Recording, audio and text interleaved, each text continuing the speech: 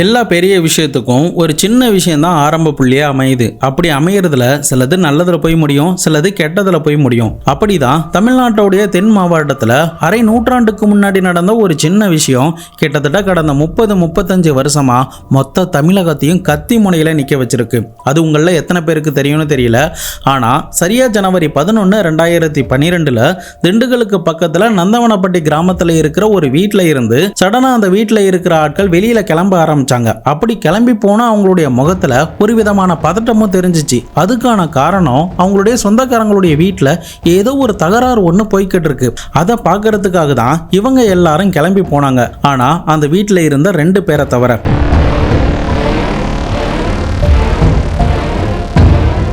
இப்போ அந்த வீட்டில் இருந்த 2 பேர்ல கொஞ்ச நேரம் கழிச்சு ஒரு ஆள் பக்கத்துல இருக்கிற கடைக்கு சிகரெட் வாங்க போயிடுறாரு. இன்னொரு ஆளுக்கு வீட்டில் இருக்க போர் அடிக்குதுன்னு சொல்லிட்டு வீட்டுக்கு எதிராக இருக்கிற ஒரு இடத்துல போய் அமைதியா போய் உட்கார்றாரு. அப்படி அவர் உட்கார்ந்து ரிலாக்ஸ் பண்ணிக்கிட்டு இருந்த நேரத்துல சடனா எதிர்பார்க்காத சமயத்துல பின்னாடி இருந்து வந்த கும்பல் அவரை கண்ணு முன்னு தெரியாம தலை முதுகு அப்படின்னு சரமாரியா வெட்ட ஆரம்பிச்சாங்க. சடனா அந்த அட்டாக் நடந்துட்டதுனால அவராலுமே மொத்த நபரையுமே தடுக்க முடியல. இதனால ரத்தம் வெளியேறி சம்பவ இடத்துல அந்த நபர் இறந்து போயிடுறாரு. இந்த சம்பவத்தெல்லாம் பார்க்கும்போது பக்காவா ப்ரீ பிளான் பண்ணி நடந்த மாதிரி தானே நமக்கு புரியுது. ஆனா இந்த கொலை எதுக்காக பண்ணப்பட்டது, கொலை செய்யப்பட்ட நபர் யாரு, யாரு இவரை கொலை பண்ணது அப்படின்ற கேள்விக்குண்டான பதில்களை தெரிஞ்சுக்க நாம 30-40 வருஷத்துக்கு பின்னாடி டிராவல் பண்ணி போகணும். எஸ், அந்த கொலை செய்யப்பட்ட நபருடைய பெயர் பசுபதி பாண்டியன். இந்த பெயரை சொன்னதுமே உங்கள பல பேருக்கு நான் என்ன பேச போறேன் அப்படிங்கிறது புரிஞ்சிருக்கும்னு நினைக்கிறேன். தென் தமிழகத்துல தேவேந்திர குல வேளாளர் மக்களால போற்றப்படக்கூடிய பசுபதி பாண்டியனை பத்தி தான் இன்னைக்கான வீடியோல பார்க்க போறோம். யார் இந்த பசுபதி பாண்டியன், இந்த பசுபதி பாண்டியனுக்கும் அந்த கும்பலுக்கும் என்ன சம்பந்தம், எதனால இந்த பசுபதி பாண்டியனை கொலை பண்ணாங்க, 30-40 வருஷமா தென் தமிழகத்தையே புரட்டி போட்ட ஒரு முக்கியமான சம்பவத்தை தான் இன்னைக்கு நம்ம தெள்ள தெளிவா அலசி ஆராய போறோம். வீடியோவை எங்கேயுமே ஸ்கிப் பண்ணாம பார்த்துட்டு வாங்க. நான் உங்கள் Babu Shankar. Welcome to Babu Shankar files.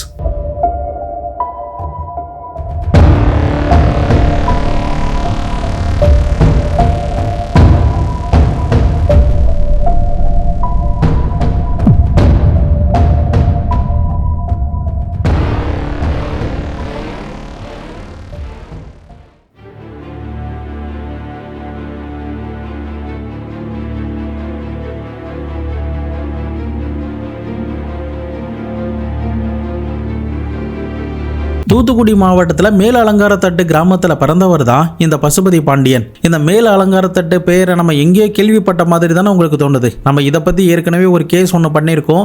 அது என்ன கேஸ் அப்படிங்கிறத மறக்காம கமெண்ட் பாக்ஸில் சொல்லுங்க. இந்த மேல் அலங்காரத்தட்டு கிராமத்தில் பிறந்த பசுபதி பாண்டியனை பற்றி சொல்லணும்னா இவர் 8ஆம் வகுப்பு வரைக்கும் தான் படிச்சிருக்காரு. பட் என்னதான் இவர் படிக்கலனாலும் தன்னுடைய வாலிப வயசுலேயே மக்களுக்கு சேவை செய்கிற பணியில் ஈடுபட ஆரம்பிக்கிறாரு. ஆக்சுவலாக அந்த காலகட்டத்தில் மக்கள்கிட்ட இருந்து நிலத்தை அபகரிக்கிறது, மக்களை அடிமை மாதிரி வேலை வாங்கிக்கிட்டு அவங்களுக்கு சரியான சம்பளம் கொடுக்காம அவங்களை ஏமாத்துறதுன்னு சில பண்ணையார்கள் அவங்கள கொத்தடிமை மாதிரி நடத்திக்கிட்டு இருந்தாங்க. ஸோ இதை எல்லாத்தையுமே பார்த்து தான் பசுபதி பாண்டியன் தன்னுடைய மக்களுக்காக ஏதாவது பண்ணியே ஆகணும் அப்படின்னு முடிவு பண்ணி அந்த சின்ன வயதிலேயே தன்னுடைய மக்களுக்காக குரல் கொடுக்கறது, அவங்க உரிமைக்காக போராடுறதுன்னு பல விஷயங்களை செய்ய ஆரம்பிக்கிறாரு.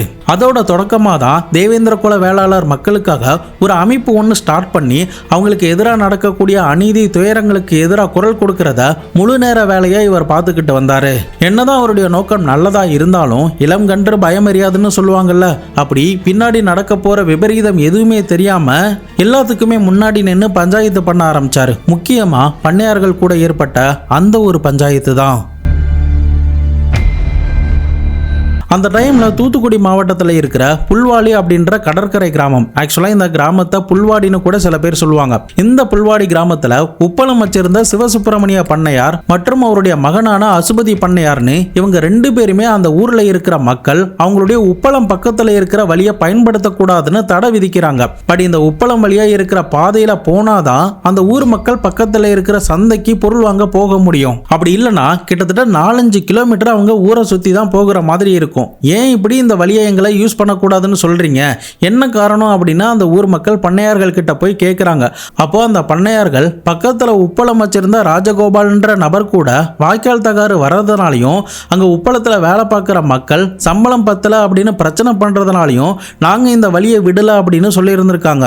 இதை கேட்டதும் அந்த மக்கள் அந்த ஊரில் தேவேந்திர குல வேளாளர் மக்கள் தான் அதிகம் அப்படின்ற பட்சத்தில் உடனடியாக இந்த விஷயத்தை பசுபதி பாண்டியன் கிட்ட எடுத்துட்டு போறாங்க. அப்போ பசுபதி பாண்டியன் கிட்ட இந்த வழியா நாங்க போகலன்னா என்னென்ன பிரச்சனைகள்லாம் நாங்க சந்திக்கிறோம், எந்த அளவுக்கு கஷ்டம் இருக்கும் அப்படின்ற முதற்கொண்டு எல்லாத்தையுமே எடுத்து சொல்றாங்க.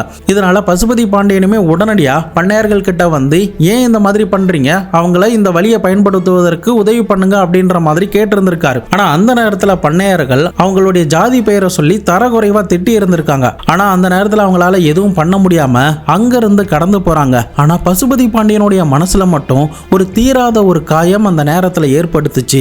இந்த காயம் தான் பின்னாடி நடக்க போற மொத்த விஷயத்துக்கும் ஒரு பெரிய ஆரம்ப புள்ளியா அமைய ஆரம்பிக்குது.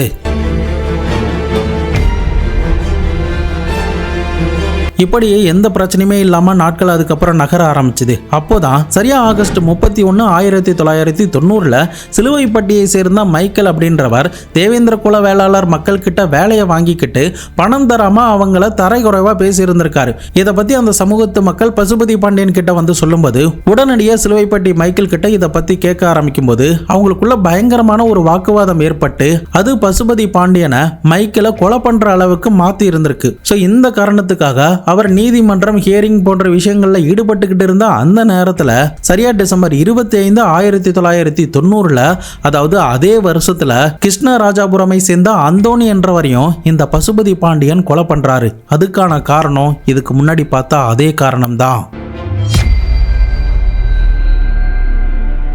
இப்போ இந்த ரெண்டு கொலைக்கு அப்புறமா மக்கள் எல்லாரும் இவரை ஒரு எழுச்சியாளர் மாதிரியும் ஒரு ஹீரோ மாதிரியும் பார்க்க ஆரம்பிச்சாங்க. மக்கள் நல்லதுக்காக தான் உயிரையும் கொடுக்க இவர் தயாரா இருக்காருன்னு சொல்லி அந்த சமூகத்து மக்கள் இவரை பின்பற்ற ஆரம்பிச்சாங்க. முக்கியமா அந்த ஊர்ல ஏதாவது பிரச்சனை நடந்துச்சுன்னா போலீஸ் ஸ்டேஷன் எதுக்கும் போகாம நேரடியா பசுபதி பாண்டியன் கிட்ட தான் போக ஆரம்பிச்சாங்க. இப்படி இவர் ஒரு மாஸ் ஹீரோவா உருவெடுத்துக்கிட்டு இருந்த அந்த நேரத்துல தான் மறுபடியும் அந்த புல்வாடி உப்பளம் வழி பிரச்சனை பொரிதட்ட ஆரம்பிச்சது. அதாவது பண்ணையாருக்கும் பசுபதி பாண்டியன் இருக்கிற அந்த தீராத பகை மறுபடியுமே நெருப்பு பொரிதட்ட ஆரம்பிச்சது. என்னதான் இருந்தாலும் பண்ணையார்கள் இவங்கள அசிங்கப்படுத்திருக்காங்க இல்லையா, தோத்தது வேணா ஒரு மனுஷனுக்கு மறந்து போகலாம், ஆனா அவமானப்படுத்தினதை என்னைக்குமே ஒரு மனுஷன் மறக்க மாட்டான். இதன் காரணமா பசுபதி பாண்டியனுடைய மனசுலையும் பழிவாங்கணும் அப்படின்ற ஒரு எண்ணமும் அதிகமா இருந்துச்சு. அதனாலதான் 1993 ஜனவரி 14 பசுபதி பண்ணையாருடைய வீட்டுக்குள்ளேயே நுழைந்து எல்லா குடும்ப உறுப்பினர்கள் முன்னாடியும் அவரை சர மாதிரியா இந்த பசுபதி பாண்டியன் வெட்டியிருக்காரு. இறந்து போன பசுபதி பண்ணையாருடைய அப்பாவான சிவசுப்பிரமணிய பண்ணையார் தன்னுடைய மகனுடைய கொலைக்கு பழி வாங்கணுன்ற எண்ணத்துல பசுபதி பாண்டியனை கொலை பண்ண பிளான் பண்ணி ஏப்ரல் 21, 1993 தூத்துக்குடியில இருக்கிற ஒரு எஸ்டிடி பூத்துல நின்று பசுபதி பாண்டியன் போன் பேசிக்கிட்டு இருக்கும்போது சிவசுப்பிரமணிய பண்ணையாருடைய ஆட்கள் அவரை அட்டாக் பண்றாங்க. அப்போ பசுபதி பாண்டியனுக்கு காவலா வெளியில நின்னுகிட்டு இருந்த இசக்கி என்ற நபர் அந்த மர்ம கும்பலால கொலை செய்யப்படுறாரு. ஆனா அதிர்ஷ்டவசமா பசுபதி பாண்டியன் சில காயத்தோட தப்பிச்சிடுறாரு. பட் இறந்து போன இசக்கி பசுபதி பாண்டியனுக்கு ஒரு ரைட் ஹேண்ட் மாதிரி இருக்கிறதுனாலையும் இந்த கொலைக்கு நம்ம கண்டிப்பா ரிவெஞ்ச் எடுத்தாகணும், அதுக்கான தக்க பாடத்தை அந்த பண்ணையார்களுக்கு புகட்டணும் அப்படின்னு சொல்லி பசுபதி பண்ணையாரை எப்படி கொலை பண்ணாங்களோ அதே மாதிரி சிவசுப்பிரமணிய பண்ணையாரையும் அதே வருடத்திலேயே இந்த பசுபதி பாண்டியன் கொலை பண்ணிடுறாரு. இப்போ அந்த வீட்டுடைய பெரிய தலைகள் 2 பேருமே உயிரோட இல்லாததுனால அந்த இழப்பை தாங்கிக்க முடியாத அந்த குடும்பம் ரொம்பவே உடஞ்சு போய் உட்கார ஆரம்பிச்சது. அந்த நேரத்துல தான் இந்த பண்ணையாருடைய பசங்க 2 பேரும், அதாவது பசுபதி பண்ணையாருடைய மகனான சுபாஷ் பண்ணையார், பசுபதி பண்ணையாருடைய சகோதரரான நாராயண பண்ணையாருடைய பையனான வெங்கடேஷ் பண்ணையார் அப்படின்னு இந்த 2 பேரும் சேர்ந்து பசுபதி பாண்டியனை எப்படியாவது பழி வாங்கணும் அப்படின்னு சபதம் எடுக்கிறாங்க. பட் துரதிருஷ்டவசமா 2003 நுங்கம்பாக்கத்தில் நடந்த போலீஸ் என்கவுண்டர் வெங்கடேச பண்ணையார் இறந்து போயிடுறாரு. என்னதான் பண்ணையாரா இருந்தாலும் சட்டத்துக்கு முன்னாடி ஒரு கிரிமினல் தான். ஸோ இப்போ வெங்கடேச பண்ணையார் உயிரோட இல்லை. இதனால இந்த சுபாஷ் பண்ணையார் மட்டும் தனியால 2006 தூத்துக்குடி போற வழியில எப்போதும் மென்றான் என்ற கிராமம் வழியில இருக்கிற ஒரு பாலத்துல பசுபதி பாண்டியன் தன்னுடைய மனைவியான ஜெசிந்தா கூட கார்ல போய்கிட்டு இருக்கும்போது அந்த பாலத்துக்கு நடுவுல காரை வழிமறைச்சி முன்னாடி பின்னாடி 2 பக்கத்துல இருந்தோம் பண்ணையாருடைய ஆட்கள் அந்த கார் மேல பெட்ரோல் பாட்டில் பாட்டில் மேல நெருப்பு வச்சு கார் மேல தூக்கி அடிக்க ஆரம்பிச்சாங்க. இந்த தடவையும் அதிர்ஷ்டவசமா பசுபதி பாண்டியன் உயிர் தப்பிச்சிடுறாரு. ஆனா துரதிர்ஷ்டவசமா அவருடைய மனைவியான ஜெசிந்தா இதுல இறந்து போயிடுறாங்க.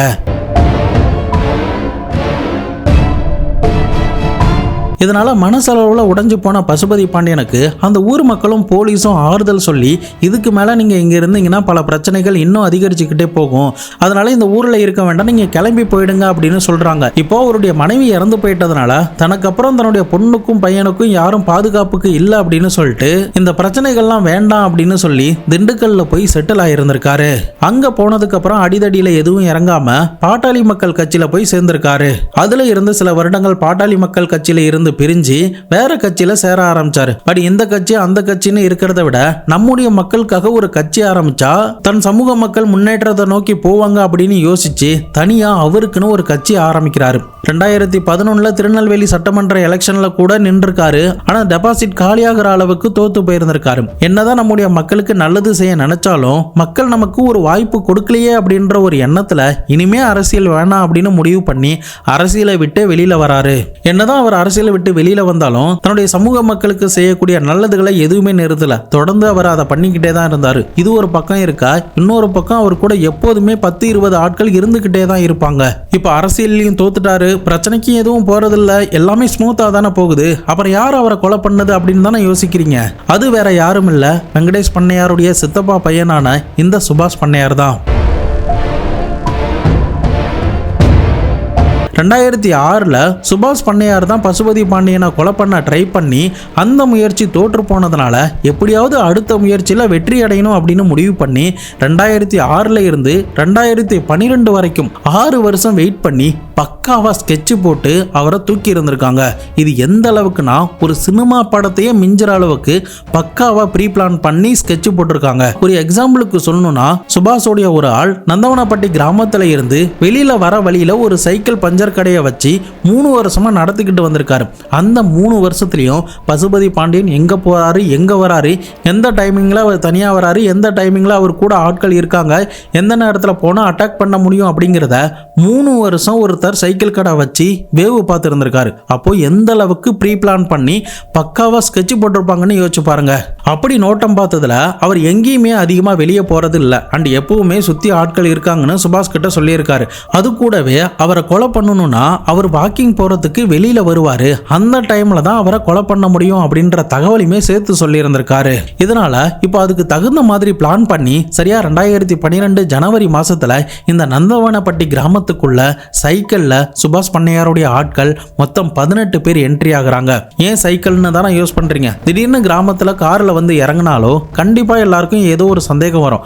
அதனாலதான் யாருக்கும் சந்தேகம் வரக்கூடாதுங்கிறதுக்காக சைக்கிள்ல இந்த மொத்த கும்பலும் அந்த ஊர்ல போய் இறங்குது. அது மட்டும் இல்லாம அந்த மொத்த கும்பலும் பசுபதி பாண்டியன் வீட்டுக்கு பக்கத்துல இருக்கிற நிர்மலா என்ற ஒரு பெண்ணுடைய வீட்டுல எல்லாரும் கையில ஆயுதங்களோட பதுங்குறாங்க. அந்த டைம்ல தான் கரெக்டா பசுபதி பாண்டியனுடைய வீட்டுக்கு பாதுகாப்புக்கு இருந்த எல்லா ஆட்களும் ஏதோ சொந்தக்காரங்க வீட்டுல பிரச்சனை அப்படின்னு சொல்லி வெளியில கிளம்புறாங்க. பட் பசுபதி பாண்டியனுமே அந்த பிளானுக்கு ஏத்த மாதிரி வீட்டை விட்டு வெளியில வந்து ரிலாக்ஸ் பண்றதுக்காக ஒரு இடத்துல உட்கார்ந்து இருக்காரு. அப்போதான் அவங்க எதிர்பார்க்காத நேரத்துல அவரை கொடூரமான முறையில சுபாஷ் பண்ணையாருடைய ஆட்கள் வெட்டி கொலை பண்ணி இருந்திருக்காங்க.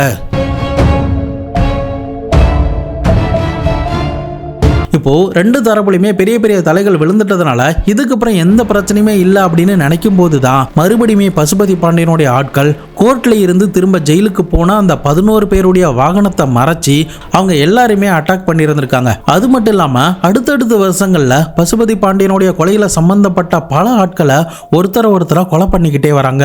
அதுல முக்கியமா 2 சம்பவங்கள் அப்படின்னா, ஒன்னு நிர்மலாவுடைய கொலை வழக்கு. பிகாஸ் அவங்க பசுபதி பாண்டியனை கொலை பண்றதுக்கு அந்த கும்பலுக்கு அடைக்கலம் கொடுத்தாங்கன்னு சொல்லி பசுபதி பாண்டியனுடைய ஆட்கள் 2 பேர் வண்டியில போய் ஒரு வாட்டர் டேங்க் கிட்ட தண்ணி பிடிச்சுக்கிட்டு இருந்த நேரத்துல நிர்மலாவுடைய தலையை வெட்டி பசுபதி பாண்டியனுடைய வீட்டுக்கு எதிரா அர்ப்பணிக்கிற மாதிரி போட்டிருந்திருக்காங்க. அதே மாதிரி ஆறுமுகசாமி என்ற இன்னொரு நபரும் தலை வெட்டப்பட்டு தெய்வ செயல்புறம்ல இருக்கிற பசுபதி பாண்டியனுடைய போஸ்டர் முன்னாடி வச்சிருந்திருக்காங்க. இப்படி கிட்டத்தட்ட 2-3 வருஷங்கள் பல தலைகள் மண்ணுக்குள்ள உருள ஆரம்பிச்சது. பட் எனக்கு தெரிஞ்சு இன்னமும் பசுபதி பாண்டியனுடைய ஆட்கள் ஆக்டிவாக தான் இருக்காங்க. கஷ்டப்படுற மக்களுக்காக போராடுறதுலாம் நல்ல விஷயம்தான். பட் அது எப்போ வன்முறையா மாறுதோ அந்த அழிவை யாராலுமே மாத்தி எழுதவே முடியாது. அதுதான் கிட்டத்தட்ட 30 வருஷமா தென் மாவட்டங்கள்ல நடந்துகிட்டு இருக்கு. சொல்ல போனா இப்பவும் தமிழ்நாட்டுல பல இடங்கள்ல ஜாதி பிரச்சனை, அதுக்கான கொலைகள் அப்படின்னு பல இடங்கள்ல நடந்துகிட்டு இருக்கு. இது எப்ப முடியும் எப்படி முடியுங்கிறது இப்ப வரைக்கும் அது ஒரு புரியாத ஒரு புதிர் தான். நீங்க இந்த பிரச்சனையை பத்தியும் இந்த பசுபதி பாண்டியனுடைய கொலையை பத்தியும் என்ன நினைக்கிறீங்க அப்படிங்கிறத மறக்காம கமெண்ட் பாக்ஸ்ல சொல்லுங்க. இதை பத்தி உங்களுடைய நண்பர்களும் தெரிஞ்சுக்கணும்னு நினைச்சீங்கன்னா அவங்களுக்கும் ஷேர் பண்ணி விடுங்க. நாளை மறுநாள் வேற ஒரு கிரைம் கேஸோட வேற ஒரு வீடியோல உங்களை வந்து சந்திக்கிறேன்.